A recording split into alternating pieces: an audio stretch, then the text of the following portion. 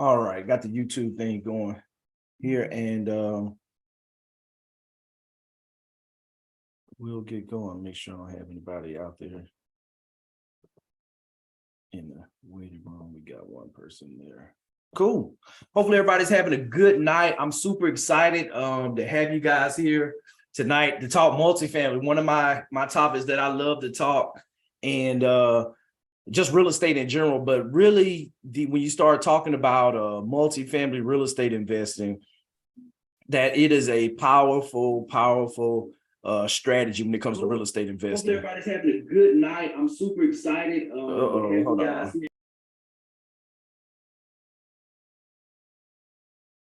Sorry about that. That live stream popped up on me. But yeah, let's go. Let's get the slides up. And I want to definitely leave a little time for Q&A on the back end, and we'll be good to go. And yeah, so we're going to talk about, of course, multifamily mastery masterclass tonight. And yeah, we're going to kind of go straight into it. I'm going to introduce myself. For those that stay to the end, I definitely wanted to make sure you guys got a copy of the PDF of my book, Millionaire Real Estate Success Strategies, what they forgot to teach you in school. And then also open up for a free strategy session, kind of talk through your goals, what you're thinking, and just seeing, hey, if I'm a good fit to kind of help you get there and help you go through that transformation. So without any further ado, let's get going. Let's admit these people here as they're coming in. So who's Johnny Lyman? So for those who I have not had the honor and pleasure to meet you all, just take a few minutes just to kind of level set and introduce myself to you all. Johnny Lynham, coming by way of Alabama, Roll Tide, grew up humble beginnings there in the great state of Alabama, and then from there went to the University of Alabama. Via ROTC scholarship, commissioned as an officer in the United States Air Force back in 2005, and been serving ever since. So coming up on 18 years of service there. In that picture there, you see my beautiful wife, Melissa, our 3 kids, Johnny, Mackenzie, and Jace. And when we start talking about why invest in real estate, the sacrifices that you have to make, and now adding something extra to your time, if you want to start a business or just being an astute investor, that it takes time for everything else that you already have in your life. The commitments for your kids, the summer camps, the school, the after school functions, sports, all of that, the time with your significant other, and then just the time if you're still working your W-2 job that you have to commit to. So all those things, the rationale for me and behind why I'm so passionate about real estate and why I've been so gung-ho about it for the time freedom, because I found out that eventually, you're either going to be someone's asset the rest of your life, or you're going to figure out how to own and buy assets. And I focused on the latter. So right now we have a total of right around 110 doors. We just got another, it's constantly moving. We picked up another contract today in the Panama City market, kind of using these same strategies that we're going to talk a little bit about today, but that I teach other real estate investors right now how to implement in their market in order to be successful. So been investing in real estate for a while. I purchased my first house in 2006.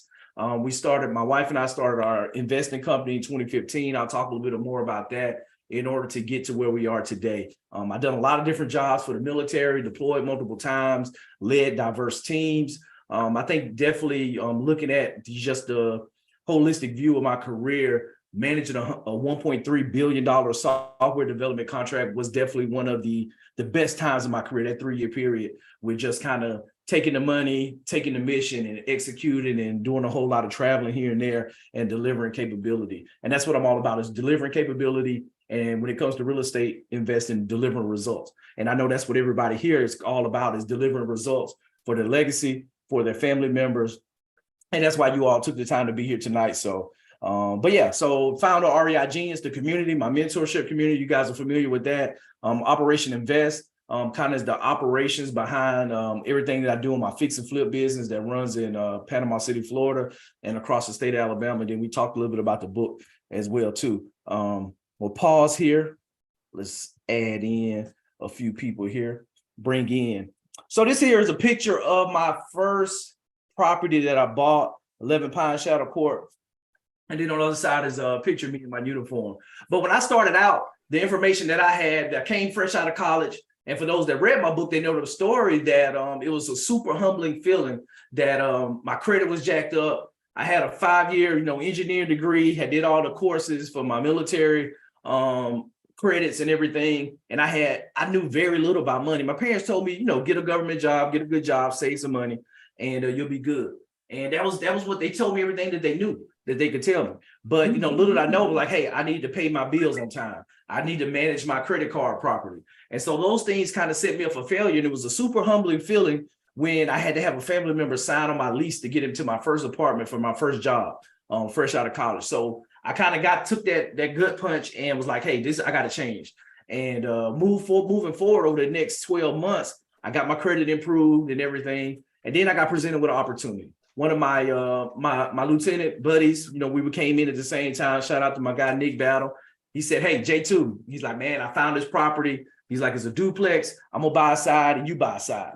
And we're going to do it. So luckily, I had got my credit to the point where I had around a 650 credit score. And I could qualify to use my veteran loan benefit. And the rest is history. So we bought that property. I ended up saving about $300 a month compared to what I was paying for rent for that apartment that I had moved in a year earlier. And that's just broke my whole fascination with real estate, because I actually got money back at closing. The seller was giving closing costs, and I was 100% financed, so I didn't have to come out of pocket for anything to buy this asset. And then we're talking with the agent, she was like, yep, when you move, because you're moving in the military, we'll be able to rent it out, and it's going to more than cover your mortgage. And I was like, okay, I like this.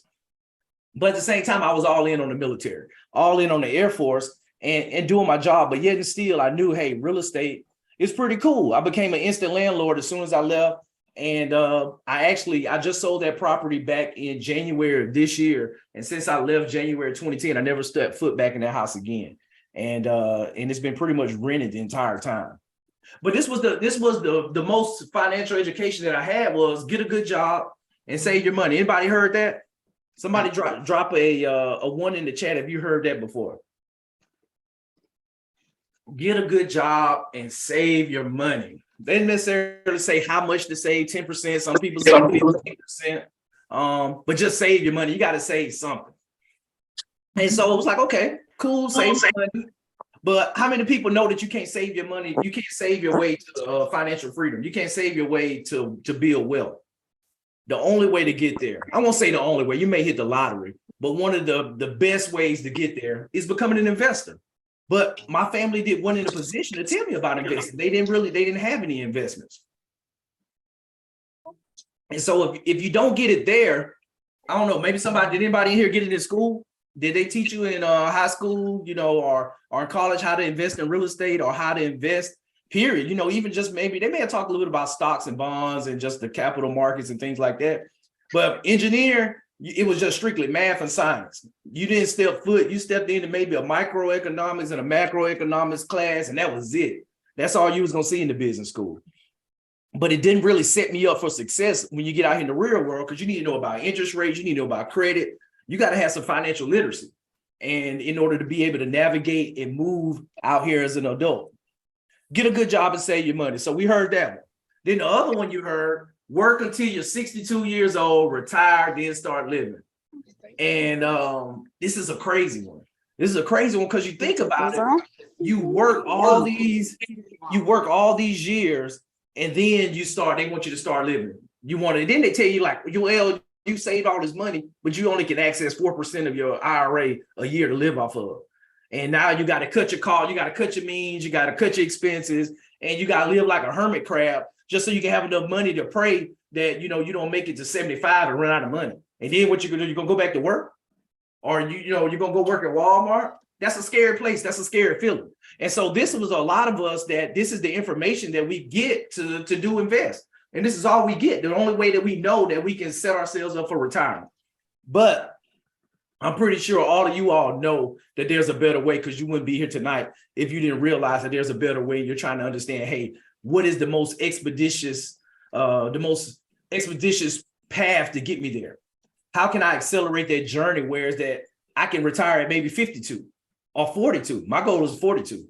to be able to retire and not have to work for anybody but myself and work on my own schedule, have time freedom, travel with my kids, do whatever I want to do, and be able to follow those passions that I have with helping other people learn how to invest, to whereas that they don't have to go through the same problems that I had to go through.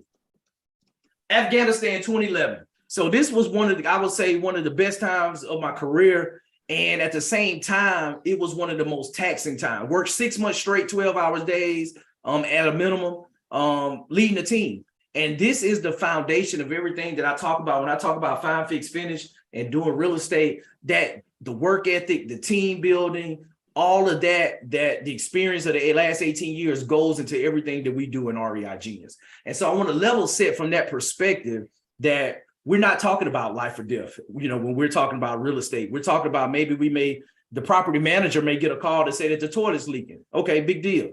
All right, we got cash reserves for that. Or we found this in due diligence. Okay, fine. We're gonna go and negotiate. We're gonna renegotiate the deal. Or something else happened. But guess what? Nobody's shooting at us. Nobody's coming putting bombs in front of us on the road. So at the end of the day, I want everybody to know the perspective that it's going to be okay. We're going to live to fight another day, and we're going to get the deal done come hell or high water. And so that's kind of the credos that I work off of. And I encourage people to approach life because it could be way worse. And it's people that have way worse circumstances than all of us here today. And so going into it, that first deal is always the scariest deal, but faith and doubt are both beliefs. One believes in a favorable result and the other one does not. And I think when we start talking about the transformation to go into multifamily, the transformation to become a real estate investor in single family or whatever it is, even the transformation that you have to go through to buy your own personal residence, because until you buy your first residence, you've never done it before, that there's going to be some faith that's going to have to be involved. You're going to have to step out on faith in order to do anything, because I'm a true believer that you're going to have to stretch yourself in order to get to that next level. And how many people here want to get to the next level? If you want to get to the next level, drop a 1 in the chat. Okay, Brian raised his hand. He didn't even hesitate. That's what I'm talking about. He said he's ready for the next level because that's it. He didn't even have to think about it. But that's the thing that we have to understand. Whatever it is that we want to do. And I was talking to somebody today. They were talking about fear. I forgot what they had posted on my post. Matter of fact, he said he was looking at a multifamily deal, but he was scared. He was fearful. And I'm like, man, fear is that barometer. Fear is the thermostat that tells you that you're doing something that you should be doing. Because guess what? If you're getting outside of your comfort zone, you're going to be fearful. And you need to be getting outside of your comfort zone. That's what's telling you that, hey, I must be in the right direction. Now we're going to have that fear and we're going to drive that energy to get past it. And now we're going to be able to make sure that we align ourselves with the right people, because I'm a true believer. It's not how, it's who. It is how. Now, if you don't walk away with anything tonight, remember, it is not how to get something done. It's who can help me get something done. And once you learn in life that it's who, not how, the better off that you're going to be, because you're going to be able to make magic happen in whatever area of your life that you need to be, when you're able to figure out and see who can make me successful in this area of my life and what I'm trying to achieve. So I talked about the transformation. So I had to make that transformation from, hey, staying into a W-2 job to work till you're 62 in order to retire. But for me to be able to go from the little country boy that went to the University of Alabama, got good grades, got a degree, but had no clue about money and had jacked up credit going into his first job, to be the individual that could lead contractors and lead a company that can fix and flip these houses, buy these rental properties, to be able to analyze the deals. I had to do a transformation. I had to change who I was. Because like I told you, I was all in on the Air Force. I was all in, was a great officer and still a great officer. But I had to take a step back and say, okay, is this going to get me to my ultimate goal of where I want to be in my life 20 years from now? Which is having time freedom, being able to go on vacations, be able to do what I want to do, when I want to do it, with who did I want to do it with, for as long as I want to. That is freedom. And that's the thing. And what we're going to find out tonight, it doesn't take a whole lot of real estate to be able to get that amount of freedom in your life. And so that's the thing that I want you to realize, that we all, in order to get to where we want to be right now, that if it's going to take a transformation, in order for you to do this and to get to this level of deals, guess what? It starts with one house. It starts with one apartment. It starts with one deal. And that's the thing that I want everyone to realize. When you look at successful people and people that have been able to to operate at a high level and achieve the highest heights, that it all starts with one action.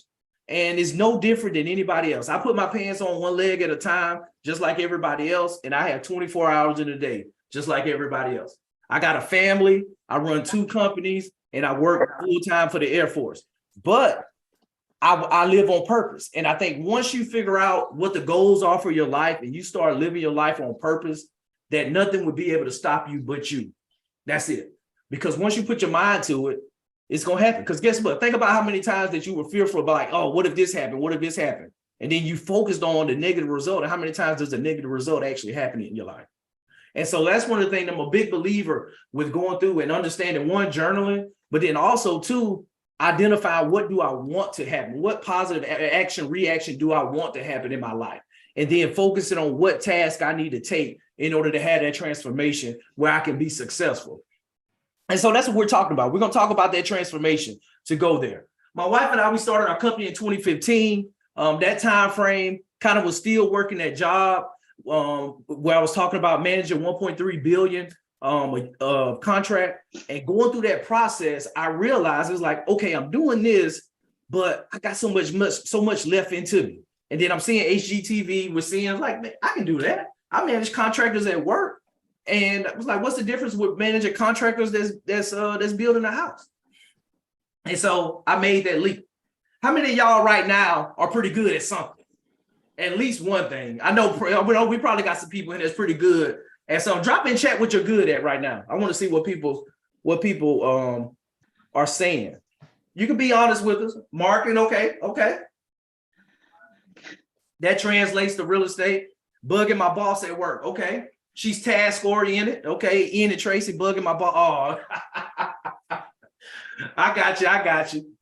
Project management, healthcare, building rapport. Ooh, I like that one. Building rapport, saving and money management. Okay. Operations. That's screaming out to me. Raising capital with building rapport.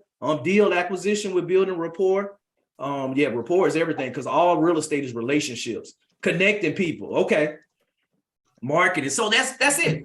The one thing that I always tell people is like success is measured backwards. Everybody on this call tonight, everybody watching this video right now, you already have everything that you need in your life to be successful. Because you're already successful right now. And I tell people too many times we look at where we want to be in the future and we judge our success based on where we want to go with this lofty goal that we have for ourselves, maybe a year, 5 years, 10 years in the future. But we rarely stop and smell the roses and look at what we've overcome thus far in our life.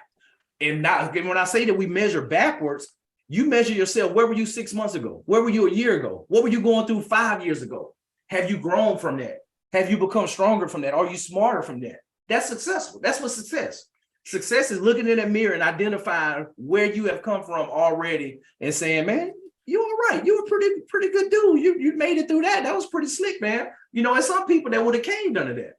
And so I want you all to know right now to give yourself on the pat on the back. I'm gonna pat myself on the back. Because we've been putting in that work and we still putting in that work. And we about to help a lot of other people put in that work. Because everyone on this call right now watching this video is success. I see you, Henry, but he had double pat. Henry got those 3 flips going down in Augusta. So I already know he got to put that work in. Let's go. Let's freaking go.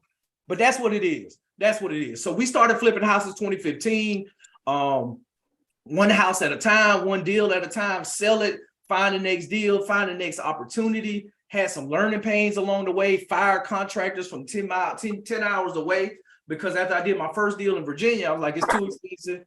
I know I can buy $50,000 houses, fix them up, and make the same amount of money or more money in Birmingham. So we started virtually flipping in Birmingham, where my wife was from, and just leaning on our realtor, built our team. Real estate is a team sport, as I tell people. And so with that, you had setbacks. We had to fire a contractor virtually, went through. I had to drive down, take leave, hire new guys to come on and go through. But like I told you, come hell or high water, we're getting the deal done. We're getting the job done because it can always be worse. And that's what we do. Because we know if we're going through that, they're going to have opportunities. There's going to be setbacks. And a setback is nothing more than a setup for future success. I'm 100% believer in that. And then multifamily. We're here talking about multifamily tonight, right? We're here to talk about multifamily. Then I found out about multifamily. Oh my gosh. What a blessing. I got to share that ET clip. So I'm gonna set the stage for you guys. We had been to Panama City. You know, we had got hit by Hurricane Michael overnight, had thousands of dilapidated houses, and you know, had just got off crutches. And I found that they were having a multifamily conference in Orlando. I was in Panama City, about 5 hours away. And I said, man, I hadn't done any professional development. I got to get in the room. And just like y'all tonight, they were like, man, we talking multifamily. I got to get in the room tonight. I got to get in the room tonight. And I got in the room, y'all. And when I say I got in the room and I was blessed by just the presence of other individuals that were like me, that were in real estate, but had no clue how close they were to being able to invest in apartments. I had this lofty idea of, you know, millionaires, you got to put millions of dollars down to buy these apartment buildings, all these limited beliefs, me getting in my own way, telling myself that I couldn't do something when everything in reality in life was total opposite of that. That out here that I was telling myself, oh, I need to have perfect credit. Nope, no, you don't. I need to have a lot of money. Nope, that's a lie too. I got to be able to be great at math. Nope, they got software calculators and they got other people on your team that can bring all these things that you don't have. They can bring it to the deal. They can bring it to the table. And so I found out about apartments. I was there, met some people, and I was going through. Eric Thomas was one of the guest speakers there. Y'all know E.T.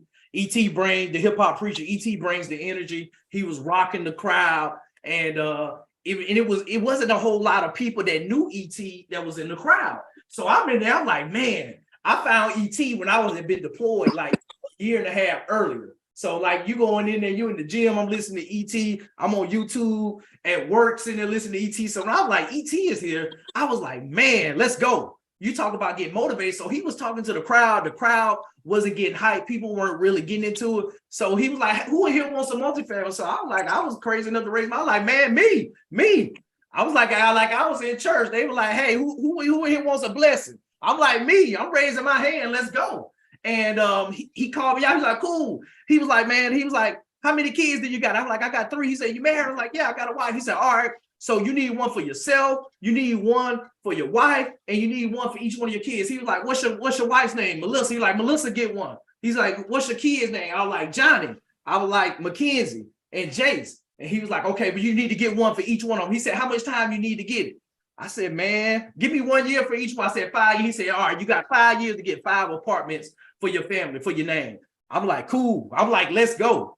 And it's crazy. 45 days later, y'all, I put my first letter of intent on our first property. $1 million offer. Never made $1 million offer in my life. It was crazy. I was in the backseat of the truck when I made the phone call to the broker. And my wife, she like, you know, you just made $1 million offer on this property. I was like, yeah. I was like, they got it listed for 1.35. I did my analysis, you know, like I got my calculator from the event. And like, hey, I'm like, if the rent's this much and this, I'm like, I can't screw that up at $1 million. It's more than enough in there where we can't mess that up. And lo and behold, you know, it took us about 3 months later. We got it under contract. We walked it in January. That was December, about 45 days after the conference. Walked it in January. Then finally, beginning of March, we got it under contract. Hallelujah. For $1,050,000. Got it under contract. Beginning of March 8th, 2020. And y'all know what happened. The end of March 2020, the whole country shut down. You talk about somebody sweating bullets. When COVID kicked off, we had this property, my first multifamily under contract.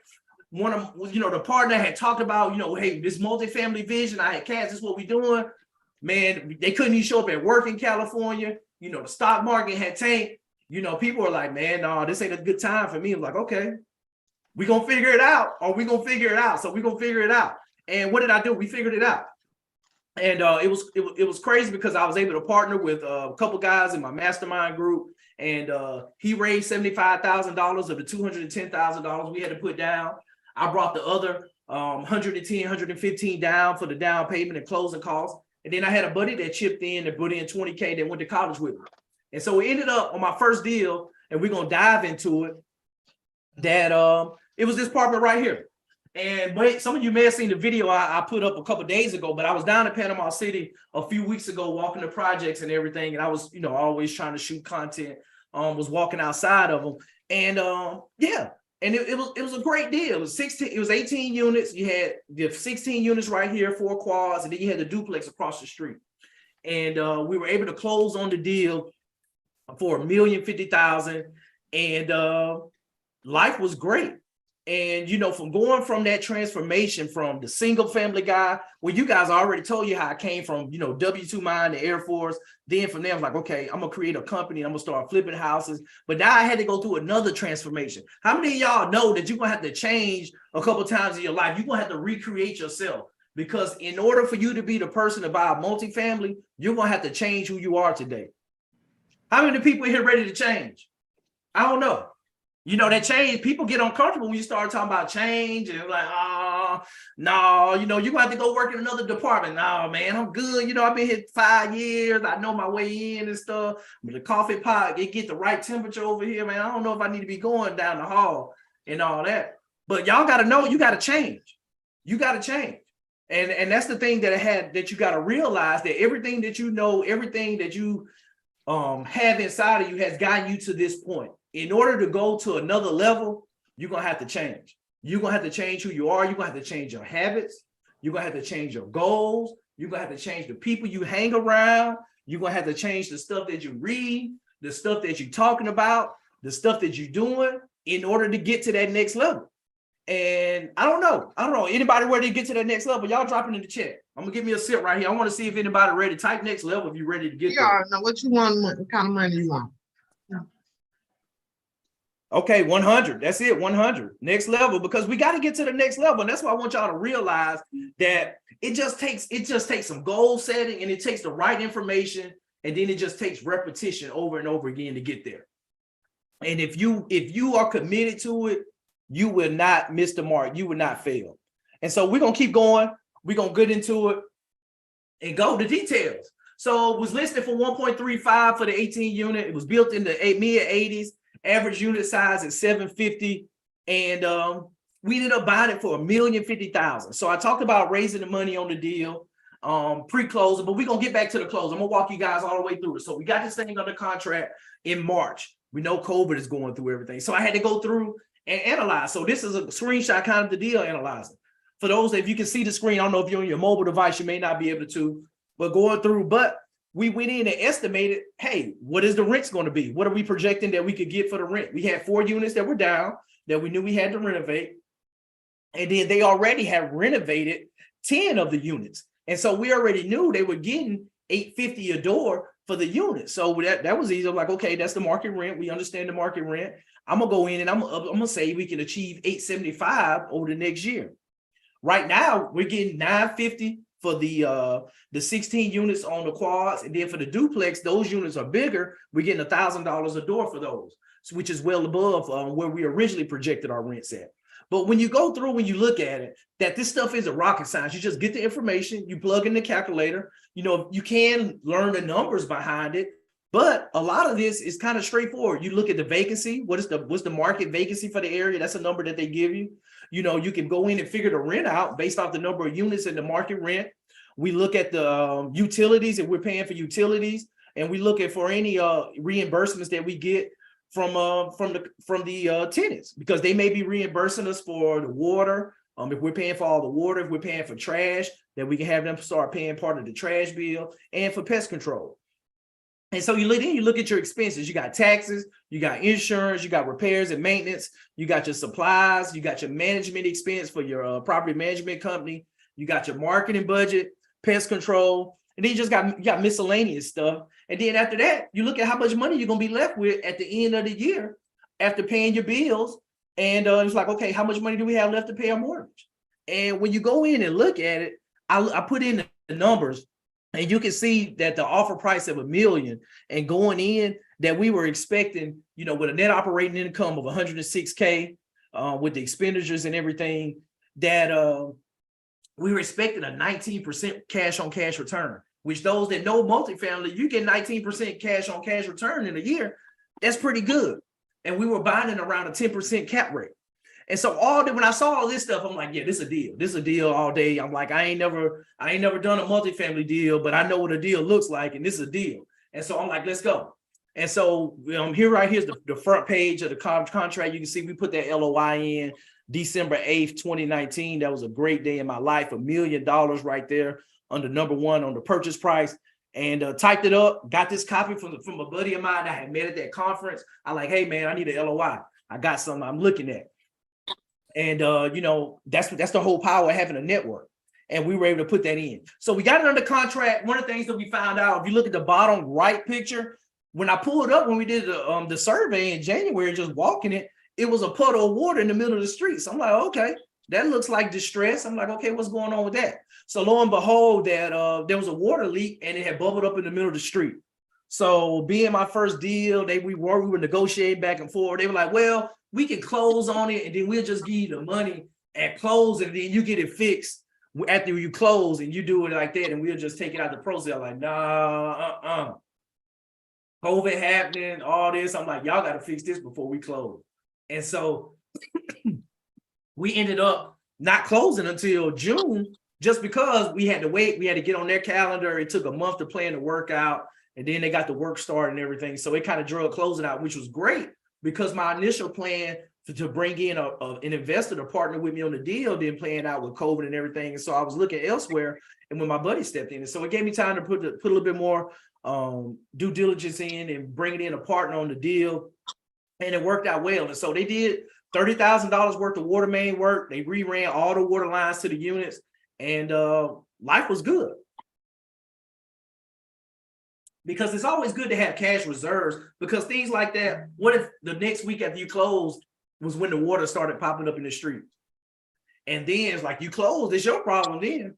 And so that's the thing, that we always do your due diligence, you always do your inspections, just because when you're buying a property, you don't know what's lurking there. And so that's why we lean on the experts, the professionals, to kind of do that due diligence, do the inspections, and give us that information on what's going on with the property, so we can have a conversation with the seller and say, hey, Mr. Seller, hey, I need you to fix this, this, and this before we close. So here we go with the home inspection. Went through, they walked all the units, looked at all the big stuff, and lo and behold, there wasn't a whole lot wrong. There was some deferred maintenance, which is to be expected when you have mom and pop owners that are, especially when they're self-managing. And then there's that invoice there for the water, that $31,400 with getting that work done so we can close. And that's what it's all about. So it's really simple. So up until this point, I submitted the letter of intent. We got it under contract. Once we got under contract, we had the inspector go out. They gave us the inspection report, told us what was wrong. We found that the water needed to be repaired, those water to bypass that water leak. And all they did was go up toward the first unit at the top of the hill there and cut the water off and ran the water from there, and then just capped off where that leak was at. And so they got that fixed. And so we wanted to definitely have that fixed before we go into closing. Then you get your appraisal. So we came in, and it was crazy that we were buying this for $1,050,000, and the appraisal as is came in at $1.2 million. So hold on. So you mean to tell me you're gonna buy something for $1,050,000 that's already worth $1.2 million when you're closing? And I'm like, once again, I'm like, it's a deal. It's a deal. It's a really good deal. You got $150,000 in equity from day one. So we ended up closing. We put the $210,000 down. Debt service was $840. Our monthly payment was $4,400. And the after repair value appraisal said, hey, once you do the work and everything, we think it'll be worth $1.34 million. I'm like, okay, cool. We got to renovate those 4 units. And the cool thing with the 4 units, we took over an insurance claim. How many people know that you can take over somebody's insurance claim when you buy their house from them? Did anybody know that already? But you can. And I learned that at an investor meetup Tuesday morning at Big Mama's on the Bayou with the old heads, with the old real estate investors. I would stop in every so often, every Tuesday on my way to work, go have breakfast with the old real estate investors, talking about the good old days and talking about what's going on. And one of the guys was an attorney, and he was saying, yeah, he's like, hey, I'm starting to buy these houses. I'm taking over the insurance claim, and I'm getting a little bit more money out of the insurance company. So I said, man, I'm going to ask the question. I'm like, hey, do you mind if we take over the insurance claim? And they were like, I don't care. Let's do it. And so we were able to do that. And we got an extra $50,000 to do the renovation on the 4 units. And it cost us about $70,000 all in all. So we got 50 from the insurance company. It took us a year to get it, but it's 50,000. I don't care if it took, it takes some people a full year to work to make 50,000. And so that was one of the things. So I talked a little bit about the debt on the front end with raising, but we raised $95K. It was 5 investors. I gave them a 7% cash on cash return. And it was Oh, a 2-year note. And so with that 2-year note, there was we had a possibility for a 1-year extension in case something happens, the business plan doesn't go right, that we can extend an additional year. And we agreed to share $20,000 of equity with them. It's military CEO. He lives in Because I told him, I was like, hey, I'm keeping this long term. So I'm looking for people that's looking for short-term debt. So in order for that, I can refinance them out and then we can keep on owning this without having to sell it in the future in order to pay everybody off. And so that's what we done. And so we went to my attorney, got my attorney to do it out of Colorado Springs. Shout out to Four Pillars. Byron was awesome walking me through my first deal because I was like, hey, I don't want to syndicate it and have them be the large part of the deal. I want to raise money as just a second term note that's behind the bank. And I just keep the equity and own it long term. And he's like, cool, yeah, you can do that. He's like, hey, let me put your private placement memorandum, your operating agreement, the subscription agreement together. Anybody know how much that costs to get an attorney to put an offering together for you for an apartment building? Anybody want to guess what that runs you? $15K, $20K, $2,500. Yeah, so it gets up to the larger the deal, the more paperwork that has to be filed with the SEC for depending on the exemption that you're gonna have. But for this one, yeah, for my deal for the 18 units, it cost me $5,000, and that was the veteran VIP brother to brother hookup. He's like, man, you seem like a cool dude. He's like, you only gonna have a handful of investors. He's like, I think we can do it for $5K. I hadn't talked to him what it is now, but it's probably gonna be a little bit more than that now because everything with inflation, everything's going up. But he was able to put the offering together and everything for the investment, because that's one of the things that you want to make sure that you have your paperwork tight. You want to have your paperwork done professional. You want to have everything laid out in your operating agreement on how the company is going to run, who's the owner, who owns what, who owns a certain percentage of the deal, and have everything laid out up front. Hey, if you guys fall out, hey, what happens? Who makes the final decision? All those type of things. If somebody wants to sell their stake in the deal, what happened? You want to have all that documented in the operating agreement up front. So now you can go through and you have everything laid out. So there's no guesswork when certain situations come up. And so that's the thing, the importance of having an attorney on the team to work that piece. So we ended up, as I told you, I had one partner that ended up raising $75K, 40 of that was his. And then I had a college buddy that came in that put in 20K. And so my college buddy ended up with 5%. Then my other partner, he ended up with 18. I ended up with 77% ownership of the apartment complex, which is pretty good for your first deal. You know, coming in for a good old country boy, as I say, that one ain't too shabby. So operations. So the first 6 months of the deal, guess who was the property management company? This guy. Because I was like, you know what? I got contractors. We're doing the fix and flip. They can help manage the renovation. They're going to do the work on the 4 units that's down. I'm like, how hard could it be to manage 18 units while you're working, you know, while you're being a father? There were my 2 kids there at that point. I don't know where the wife and the little guy was at, but they always ride with me. Because can y'all say family business? This family business. You know, a lot of times when you see me with them, they're going to be right there because all this is going to be theirs. And I got to have somebody that understands real estate, that likes real estate, to take over, to keep this thing going, to keep this legacy going. So I self-managed. I talked about the claim. We ended up getting 41K for the remodel. Then we had 10K of lost rent that came from the insurance company. Through COVID, we had a 92% collection rate, which was crazy. It was awesome. You know, when we had a couple units come vacant, I aligned with Section 8, government guaranteed money to kind of augment. I'm like, hey, if everybody stops paying rent and all that jazz, then at least the government's going to pay. I know they're going to pay their bills to pay for these folks for Section 8. And so that'll at least cover our mortgage payment. But we did really well, thank the Lord. That was definitely a blessing with that. The cost segregation, we talking about taxes. Who in here hates paying taxes? I don't like paying taxes. I'm American. I wear the uniform. I love support, but they can pass them taxes off to somebody else. So one of the things that you got to realize, the IRS tax code is written in a way to incentivize investments. Because guess what?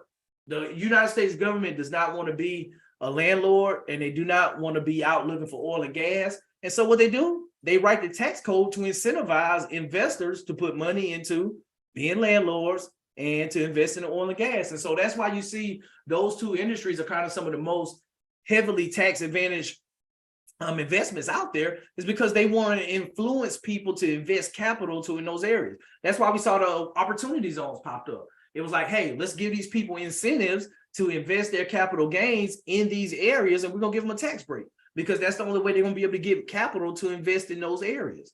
And so that's what we did. So we did a cost segregation study. The Tax Act back in 2017 provided bonus depreciation, whereas that now you can accelerate your depreciation. So one of the things with real estate is one of the only assets that appreciates in value over time. But from an IRS standpoint, it decreases in value because they allow you to depreciate a little bit of it every year. It's crazy. They say, hey, your building is getting less and less in value, but it actually is going up and appreciating. And so you're able to pull forward a lot of that depreciation that's in the out years. They allow you to pull a lot of it forward to the first year. So in our case, we were able to pull $170,000 of IRS depreciation tax loss in the first year. So you think about it, it's almost a 1-for-1. We had to put $210,000 down, and then we were able to write off $170K like loss. And so there's some other things, and I'm gonna have my for those that know within our community, I'm really big on the professional development, tapping into my network. So, having my CPAs come in here, talk with you guys about the different strategies that I leverage with, my fix and flip, take the profit, buy apartments, get the bonus depreciation, the tax write-offs, and then bring that in under, being a real estate professional designation from the IRS standpoint. And now we're able to bring all that active income together and wipe it off with these depreciation losses that we have from the apartments. That's the strategy. That's how you build wealth. And that's what we hear about. That's the thing. That's why you got to have experts. You got to have people around you that know how to build wealth so you can build wealth. And guess what? Because if you want to be a phenomenal person, you got to start hanging around phenomenal people. Because the thing that you got to realize is you're the average of the 5 people you spend the most time with. So if you figure out a way where you can spend time with 5 millionaires, I'm probably going to be looking at the 6 millionaire. And so that's the thing that you got to figure out, where these people that are successful in doing whatever it is that you want to do, you need to get in the rooms where they're at. And you need to figure that out. And so there's multiple ways to do that I figured out and learned over the years. And we remodeled those 4 down units. We talked about that being around 70,000. Refinance. So somebody type in there the dollar sign, where's the money? We're doing all this to make the money. That's the thing that we realize. And so I flip houses. The average profit on a fix and flip house is about 40K, 50K on average in my market where I operate. So we fixed those 4 units up, y'all. We put the 70 some odd K in there. We replaced a couple water heaters, air conditioners when they went out, turned over units. And we had to go through and get a reevaluation after we finished the work. And so we went in, got that price reappraised. Y'all know it's been crazy with the real estate market. So it's last summer, 2022, the apartment appraised for 1.76 million. Bought it for $1.05 million, put an extra 70K in renovating those units, 50 that came from the insurance company. And now the building's worth, it's increased in value that much. And you can see the snapshot from the hood over there. But at the end of the day, after we paid off that 95K for investors and everything, they cut us a tax-free check for over $300,000 in right at 2 years. And that's the power of real estate. Because if you did for easy math, $30,000, that's the equivalent of flipping 10 houses and making 30K. And I won't even say it's not, and I take that back. That's not even doing it, because if you flip a house and make 30K, you got to pay taxes on that money. This money here, you don't even have to pay taxes on. When you do a refinance and get the money from the bank that's back with that loan, you don't pay taxes on any of this. And so it's definitely well above just 10 houses that's being flipped. But that's the power of real estate, y'all. That's where we look at. When you find a property that you can buy at a discounted value, we know how to come in, add value, renovate units, put in $5,000 a unit, and being able to increase the rent to $300 in each unit. If you do that over 10 units, you do that over 100 units, now you increase the income that the property is making. And if you figure out how to reduce the expenses where you no longer pay the water bill, the pest control and trash, then now each one of the tenants splits that up, where each one pays $35 now for water, trash, sewer. And you increase the income over time. That's how you build wealth with apartments and with multifamily. And that's because all it is that when we talk about buying multifamily, we're just buying a business. And all this math that we're doing is fifth grade math. We're adding, subtracting, we're multiplying, divide. And being able to understand what the market rent is and know how much renovation we need to do to increase the unit rent, that's our business plan that we got to execute. We close it, we start doing those renovations on those units, and over time, once it's done, we go refinance and we cash out, we pay everybody back to put money into the deal. And then now we're getting $4,500 every month passive income until we figure out that we want to sell. And that number goes up when we increase the rent, because rent goes up over time, and insurance goes up over time too. That was one of the things that you always want to look at, is understanding your expenses. But all in all, this is how you build wealth with multifamily. Since then, with the refinance, I made an Alabama multifamily pivot back to my roots. We're buying multifamily across the state of Alabama, the major metro areas. We bought a 40 unit last year, a 24 unit, a 12 unit. We got a 20 unit under contract right now in the Montgomery market. And so this is the thing that we're doing. We're probably about 33% complete on the renovations for these. I think we got a large contingent moving out the end of this month, the end of June, and we're going to start renovating, I think, a total of 12 units simultaneously. And we're looking to go in. Guess what, y'all? We're going to refinance again early spring. So December, January, we're going to start that refinance process for all those units. We're increasing rents on the 2 bedrooms from $600 to $950, and we're increasing the 1 bedrooms that we're at, I think, $550 to $850 on the renovation. So a really, really good jump in the market rent. And when we go to that refinance, that's gonna be a great day. And so, but that's what this is all about. For you guys that's here tonight, the process, I'm gonna answer questions, but I do want to give you guys a special offer tonight, something I put together on the multifamily front. But one of the things that I figured out, I've been doing this for a while, 15 plus years since I bought my first place. And we talked a little bit about through the discussion with you all earlier. The big one is you don't have to know everything. Like I never changed a window. I never painted. I never picked up a paintbrush. I never swept a floor. I never slung a sledgehammer in not one of these properties. We've done well over 100 transactions buying and selling real estate. Never once have I done it. Most of the houses the last 2 years, I never even seen that I buy virtual. I live in Northern Virginia, outside DC, and in the Panama City market that we've been gone since November 20. But I know I had the processes, I had the systems, I had the people set up in strategic places to be successful. And that's what it's all about, building teams and being able to be successful. And the part of it is you just got to figure out where do you fit in the team and get the other players around you. Because guess what? On a football team, everybody's not throwing the ball. Everybody's not the quarterback. Everybody's not the running back. Somebody's got to block. Somebody's got to run routes and catch the ball. But guess what? It's a team win. It's a team effort in order to score. And guess what? I got the playbook. I got the playbook in order for us to be successful. And the biggest thing that we talk about, in order to build wealth, you got to invest. You got to be able to invest. The number one investment that you can ever make in life, anybody know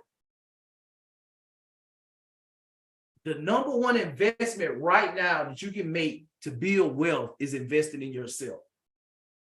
Investing in yourself right here. That knowledge, that information, that information. And but guess what? For me and my job as a consultant, as a coach, I give you my 15 years of experience now, so you don't have to go out there and achieve 15 years to go make 15 years of mistakes and all the bumps and bruises with that. I can give you all of that condensed into a short amount of period where now you can accelerate your journey. And then the next step after that it's taking action. You just got to do it. The information is here. The information is the same, but guess what? Unfortunately, 90% of people, they won't change. They won't change their habits. They won't change their goals.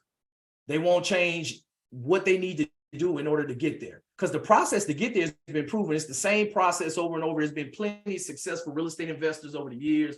Those that start, one of my mentees, Reggie, had started. He started with one flip. The next thing you know, those apartments in Montgomery, he said, like, hey, this the same thing works for multifamily. I'm like, yeah, pretty much. It's just marketing. He started marketing, looking for multifamily deals, found a multifamily deal. We closed the deal. And, now doing 3 or 4 flips simultaneously right now, still underwriting multifamily deals. You just got to do the work. That's it. You got to take action because the process is the same and the process is tried and true. Like the Bible says, there's nothing new under the sun. But the thing is, there's an easy way and a hard way. The hard way to do all this stuff is trying to figure it all out by yourself. You know, like, okay, I'm gonna go in. I don't know how much it costs for the roof. I don't know how much the flooring costs. How much the contractor is the contractor gonna beat me? Is this a reasonable cost?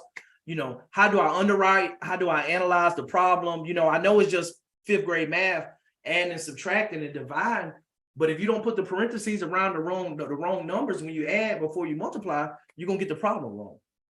And nobody wants to get the problem wrong with your money. And I sure in the heck don't want to get the problem wrong with somebody else's money. And so that's the thing that we do. We got to get the information, understand how we can analyze and underwrite the deals. And then lastly, you got to have a strategy and goal. Whatever you're doing in life, you got to have a goal. You got it's mind-boggling because we'll go through and we'll go to the grocery store and we'll write a list for what we want to pick up and be focused when we go in the grocery store, what we want to purchase, but we won't write the same thing down for our life and what we want in our life. We'll go through and put a list down for everything else. But how many times have we set goals and wrote down a list of what we want from our life for the next year, the next 5 years? What are the goals that we want to do? What are the tasks that we need to accomplish to be successful? And the little thing like that, with being able to write down the goals and then hold ourselves accountable, there's nothing that we can not do if we hold ourselves accountable and set goals for ourselves. Why is this important now? You know, a lot of times, you know, a lot of us, we've heard about real estate, we've seen it, but why now? Why not? Why are we taking action now or showing up now on a Wednesday night at 8 o'clock Eastern Standard Time to learn about real estate? Are we committed? Are we ready? Only you can answer that. What's the big why? Is it that legacy? Is it to get out of that dead-end job that's causing you stress? That career change that you've been putting off?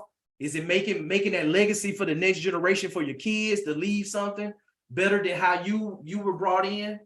I don't know. But you got to do that self-assessment. The only person to know is going to be you on why this is important to you now.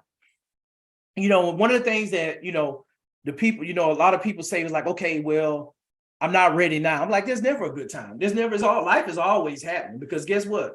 We're going to figure out the way, but you got to insert this in everything that you're doing right now in your life and figure out how do you implement this and have the right strategy where it's sustainable. And that's what we're here for. And that's what we're going to coach you through and help you build that strategy. Whereas that you're not going through by yourself, because guess what? It's going to take time for you to figure it out if you try to go and do this alone.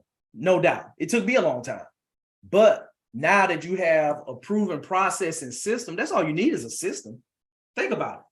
General Motors, they got a system. They got an assembly line. They put the cars together, and guess what? Everyone comes down the same assembly line.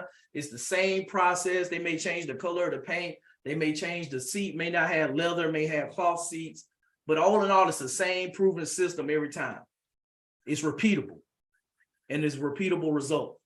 And that's the thing that you got to be able to do, where you can be able to get to the point where you have your systems and your team on point, where you can just step in once or twice a week, ask how things are going, and then next thing you know, a $40,000 check pops out 3-4 months later. A $120,000 check pops out. A $309,453 check pops out 2 years later. And that's what it's all about. But you got to have a system, you got to have a process in order to get there. And that's what we're going to talk about tonight, because one of the things that I want to give you guys is something that I put together. I've been working on for the last year. You know, we bought these 4 apartments. You know, we got the 5th one under contract that we're buying. It's like, okay, more people need to know this than just me. I'm like, it's pretty much on autopilot. I go to Alabama. I go to Panama City a couple times a year, maybe. But we have teams in place. We have people in place. It's a process in place where I can go work for the Air Force all day, and I can run an operation in Alabama. I can run an operation in Panama City because I got systems in place and I got the right people in place to be successful. And that's why I want you guys to know where you are right now today. If you're committed, if you're ready to go on that multifamily journey, and if you see yourself wanting to go in and start the process and the systems that I have in place, then I would love to bring you on the journey with me. 100%, because and I'm gonna share with you guys tonight the process. So the process now is a 6-month process on the multifamily side.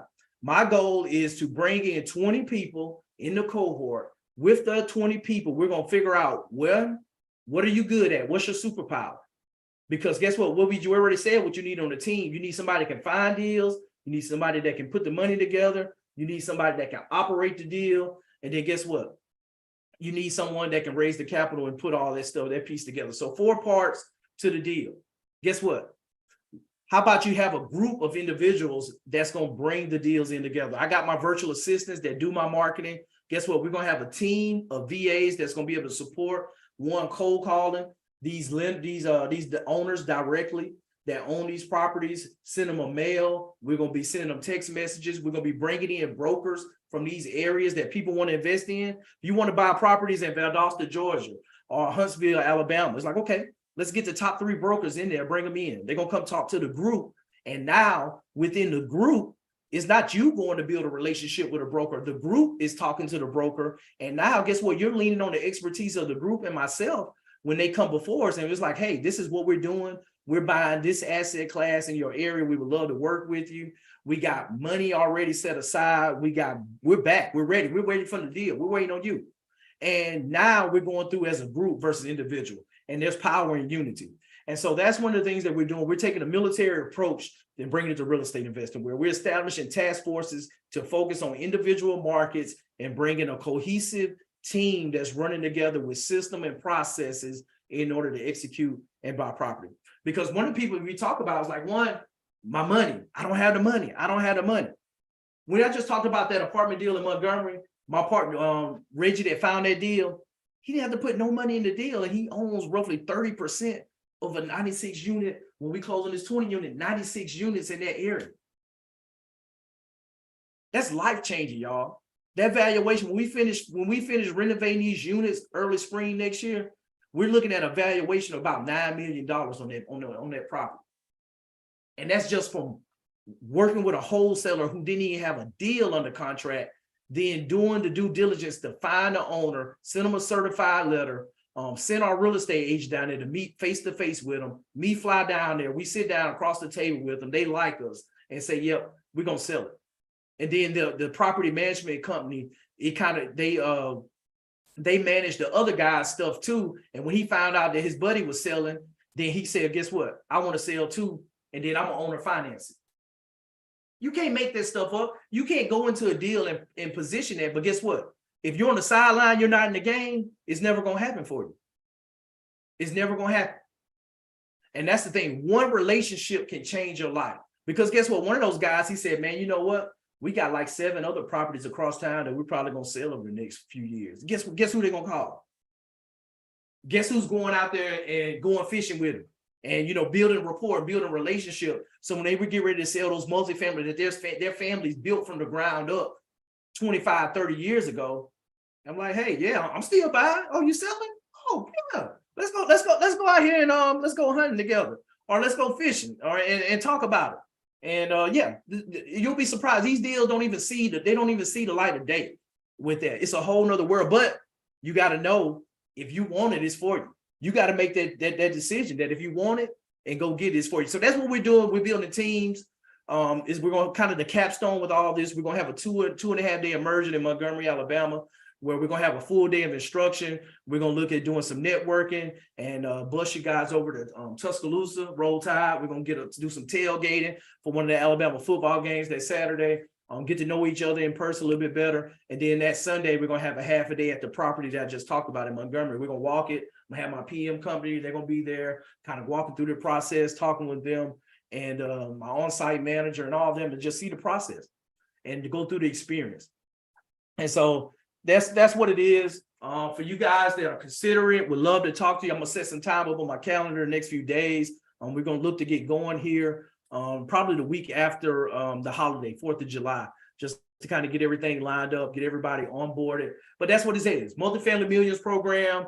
You go through there. We're going to talk about the marketing, being able to niche down, to go to motivated sellers across the apartment class, all the calculators, contracts that you guys, I already told you guys, I paid $5,000 for the paperwork, just for the contracts and the private placement memorandum, the operating agreements for the company and all that stuff alone.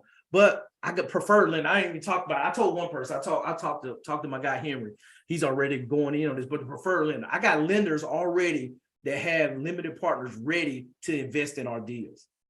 I'm gonna say that again. We already got limited partners that's looking to get a return on their money, that wants to align with operators that's doing deals to be able to come in and be a limited partner to put the upfront capital down for the down payment. So that's what we're talking about.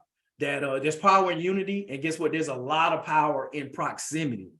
Proximity. You got to get into proximity. You got to get into proximity. But employee hiring support, you know, for that, I talk about my team, the people I have hired on my team. We're gonna go into all that for people that want to build teams, because some people, they're like, I don't want to be in the group. I want to buy a property with my parents, or I want to buy a property with my brother-in-law, sister-in-law. We want to get a 20 unit over here in Nashville, Tennessee, and that's it. We want to get 1 or 2 properties like that and do it. And that's totally fine too. We're going to help you build those teams, help you build those relationships in that market, whereas that you can buy that asset where you just come in with just 2 or 3 of you guys. You know, you have the ultimate control on how you want to present it. You know, if you want to align with people in the cohort that have expertise at some areas where you're deficient, it's here for you. But if you don't, you feel like you want to move on your own and build your own team, that's fine too. And we're here to support that, however, to line it. We get together weekly, 1 hour phone calls, Zoom calls. And also I open my calendar always 15 minutes, where I have an hour each day, 5 to 6. That's open 15 minutes. You can jump on my calendar in between meetings if something comes up and you need me. We also have one-on-one strategy sessions to make sure you get your strategy tight up front. And once you get that nailed down, now we just course correct along the way as we get information and move through. Because guess what? Everybody has a plan until they get punched in the face. That's what Mike Tyson says. And in the Air Force, we say everybody has a plan, but the enemy has a vote. Life has a vote. So things aren't going to go how we planned, but we're going to be able to course correct and still get to where we need to be, our destination. And then we're here for you at the end of the day. All this stuff rolled up, everything that you need is right there.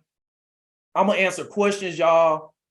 There's the link for the free book. You know, download a copy of my book. And then for those that can grab the link for the strategy session, you want to talk about it, what you're thinking about it. This is a team, a family approach. So if it's like 2 or 3 of you guys want to come in as a team into the cohort to do this, that's fine. This isn't just like a one-person thing at all. This is family business. This is family business. We align as a family, and that's how we move out. That's how we roll. So, but yeah, so you can get the links there. What questions? Anybody got any questions? We got time, Faith, for questions. I know I've been running my mouth. I can't see. Oh, I'm 4 minutes over. Golly. We still got time for questions. I apologize for going over, y'all. But yeah, I got time to hang out. What's up? All right, well, we're waiting for the questions, you guys. I have dropped the link so you can go ahead and schedule your, your complimentary coaching session in the description. I'm sorry, in the chat box. So go ahead and check it out. We have limited slots for that one, by the way. So if you might, want to make sure you got yourself booked in that strategy session. For sure. For those that don't know, Faye is my director of operations. She keeps me straight on the education company side. She's phenomenal. And yeah, we're here to take care of you guys. I appreciate all you for coming out, for taking the time to learn, get out here. Let me know what I can do to help. Would love to have you in the cohort. What we're about to do. I'm truly inspired by this, and we're gonna be real successful. With just the partnerships that I'm bringing in with my academic advisors for all the areas, from the lending, the CPAs, the brokers, just to come in to give you their experience, their insight from what they do on a daily basis, and being able to pour into you. And now being able to because all of you are leaders, whether you know it or not. As a real estate investor, we're all leaders, because we're the ones that have to get all this stuff done. We got to be able to work with the property manager, the seller, the buyer, the title company, the contractors, the insurance company, the lenders. We got to talk to everybody and orchestrate and make all this stuff go. And you're a leader, and I want you to think of yourself as that, and know that you have the skill and the skill set that you need right now to be successful. You just gotta do it. Got a question from a doer. Go ahead, Henry. He's muted. Johnny, what's going on? What's going on, bro? Man, you got me so hyped, man. I appreciate you. Like I said, man, you and Faye, man, are my mentors, my senseis, man. I love y'all. But my question, so do you only buy like for multifamily in like Birmingham and Panama City area, or do you venture out? No, with the cohort, we're gonna be venturing out. Because Okay. with all that, when you start talking about the multifamily side, that the team approach, they be like, okay, well, who has the credit? Who has the experience? And so we're gonna definitely be venturing out and looking in these markets and making sure that that we're bringing in good deals. So yeah, I'm definitely gonna be aligned. I stand behind you guys. I'm gonna be right there aligning with you with these good deals that we're doing. So that's the vision. So right now, up until this point, everything's with me has been focused on Panama City and Alabama as my primary markets. But we're looking to grow. That's what this is all about, is growing and aligning with the right people that's looking to grow instead of me trying to do this by myself. So last question, I know Joel, my other partner over there got a question.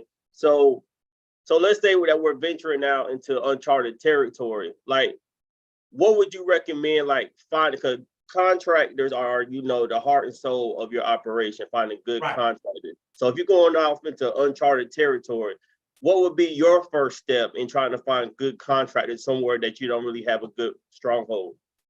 No, that's a great question. That's a great question and easy answer. We're gonna talk to other multifamily investors in that area and see who they're using.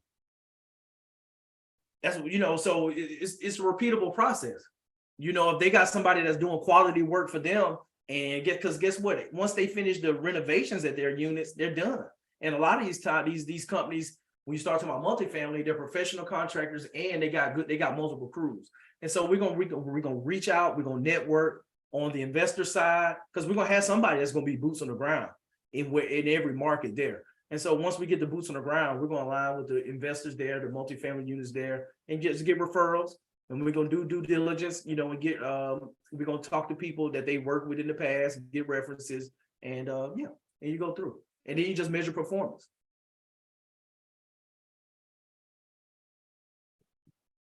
Great question, Henry. Joe, what's going on? Hey, John, and thanks so much for this information tonight. It was so valuable. I mean, every time you give content, John, it's just invaluable. For anybody that's on the fence about John and joining Johnny's mentorship, it's the best decision you could make. I've been a mentee of his for about a year now, and I have learned so much about investing in real estate. And you cannot go wrong if you join Johnny's mentorship. The only question I had was a simple one. I saw that in your first multifamily flip, you renovated about 4 apartments, spent about $70,000. That came to about $17,000 a piece. Is that typical, or is that a little bit excessive? Yeah, no, that's a great question. I appreciate that feedback too, Joel. I pour my heart into this, and it's like people ask me like, well, why you hadn't done multifamily? Yeah, it's like, because I wanted to make sure the process was repeatable. I want to understand what we do, and bring it all together and put it together the right way.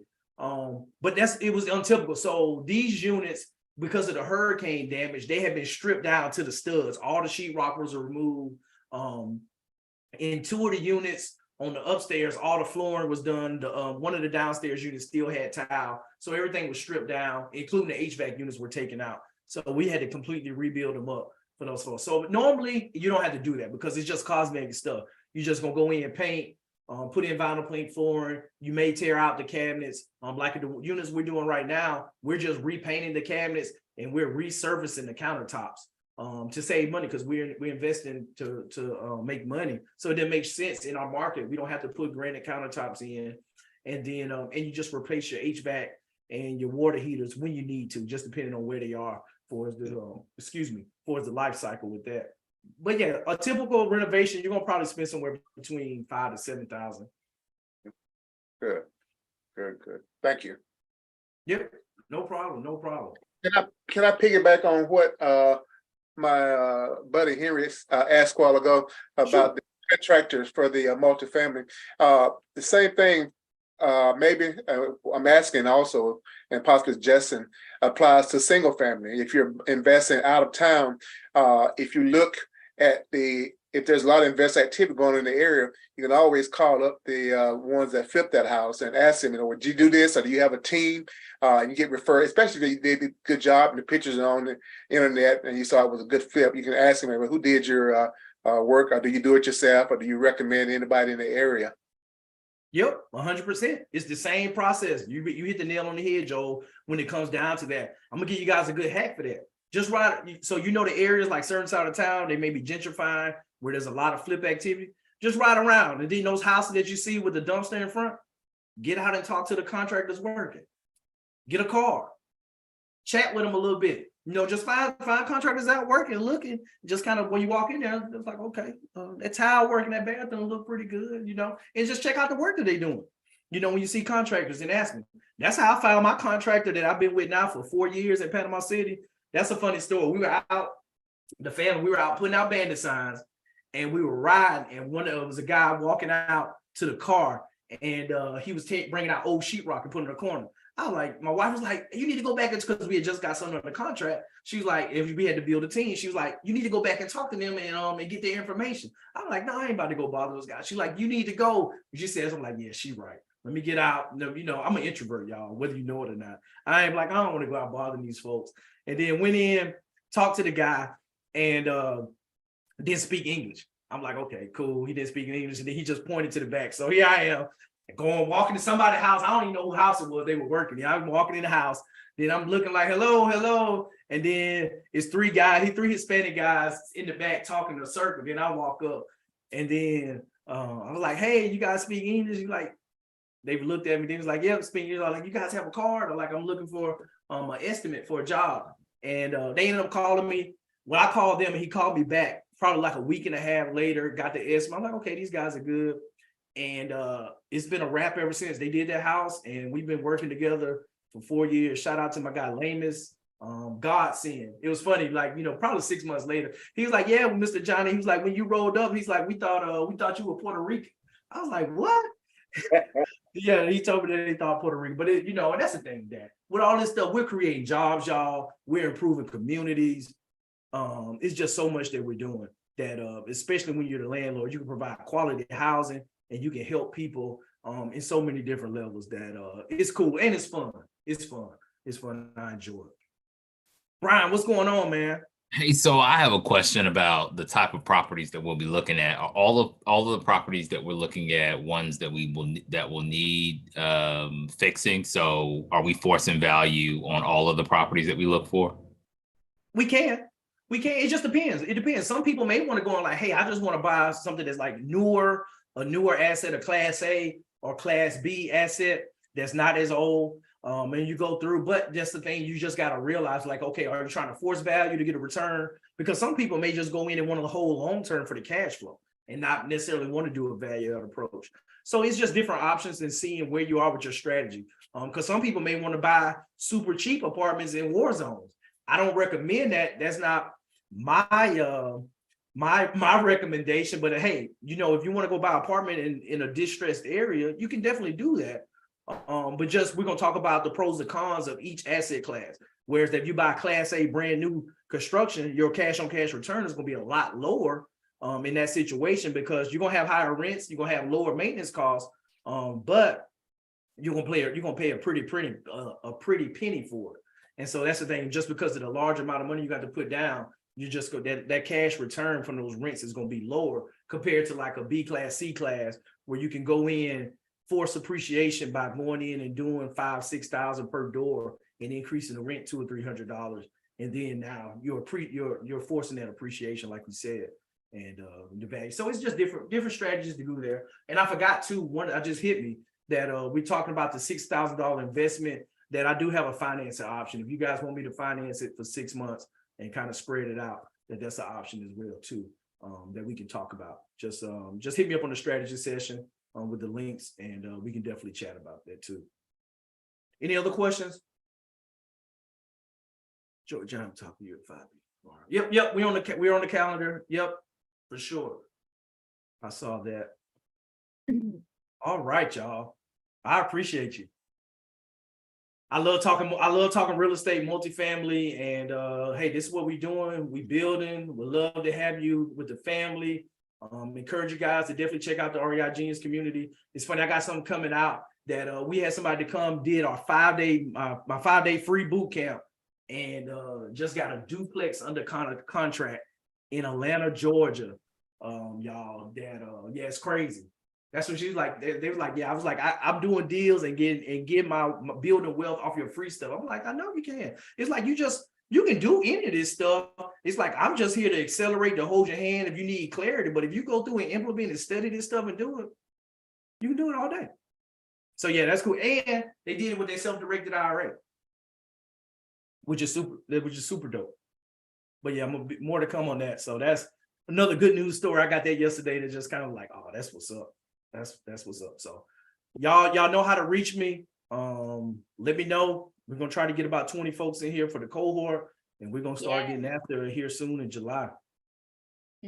And for you guys that are in the REI Genius, don't forget to fill out the cohort assignment form, because we'll be drafting the list for the different cohorts that we're going to be forming depending on the market that you're investing in, areas that you need help with, and the people that that might be able to help you out on that one too, in your journey to actually building that wealth in that area or the market. So we'll find similarities between you guys so we can connect you with each other that will be a fit for you.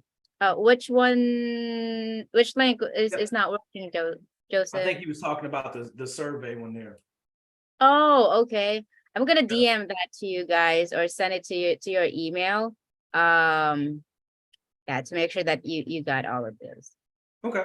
Oh, and then I totally forgot. Yeah. I totally forgot too, for those that's like in the Northern Virginia area, I'm doing a meetup in the Ashburn, Leesburg area tomorrow night, 7 to 9. And then I think July 11th, we're gonna have a meetup in Colorado Springs, Colorado. So for those, I know we got a few people that's out in Colorado. Oh, okay. I see. So I'm trying to leverage, these TDYs here and there. I'm like, okay, if we, slide in, we'll be in town for 2 or 3 days. I'm like, why not have a meetup one night? We got a couple of people that I know. I got a couple of investors in that market too, Colorado Springs. So we're gonna do that. Okay, yeah, Ian and Tracy be there tomorrow night. So that's what we're doing. That's what we're doing. I encourage you guys to start your own meetups. That's what this is all about. I would love for you guys to host a meetup and invite me, and I can put it on the calendar, show up.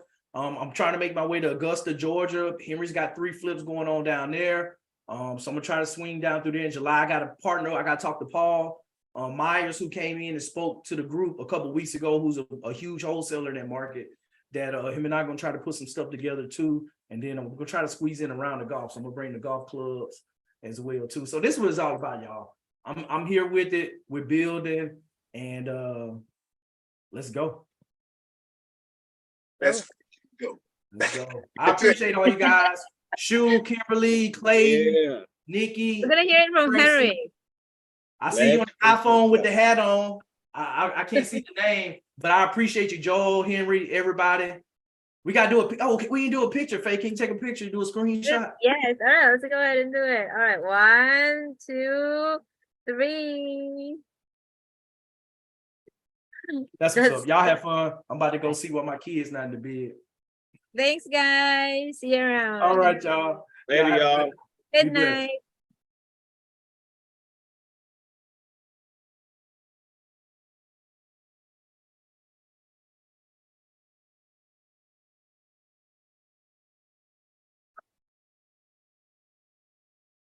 That cohort link didn't work. Ask Faith to look at it. Okay. Yep, I'll tell her.